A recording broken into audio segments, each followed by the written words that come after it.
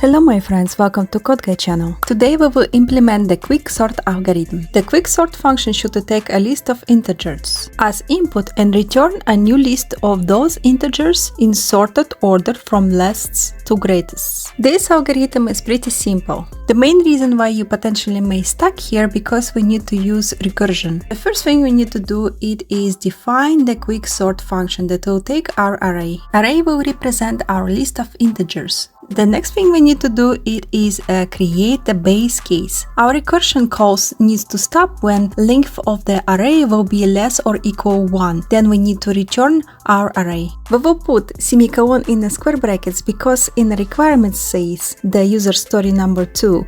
It should return a new list of these integers. This way we will copy existing array and return it. According to user story number 3, we need to choose pivot value. They suggest us to choose the first value of the array. Let's write that pivot will be equal array with index 0. Then we need to partition the input list into 3 sublists. We will define 3 arrays. First of them will be left part that will contain the elements that are less than pivot, the middle part and the right part, where we will accumulate all the values that are bigger than pivot. Okay, let's create if loop for all the numbers in our array.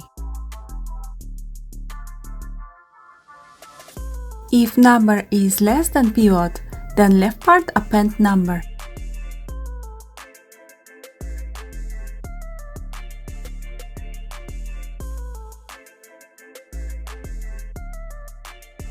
If else number is more than pivot, then right part append number.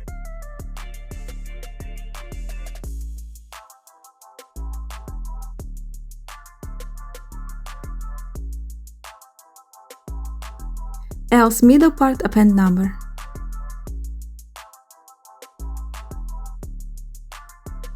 In Python we can concatenate lists, so it is exactly what we are gonna do in our return statement. Return recursive call quicksort left part plus middle part plus quicksort right part.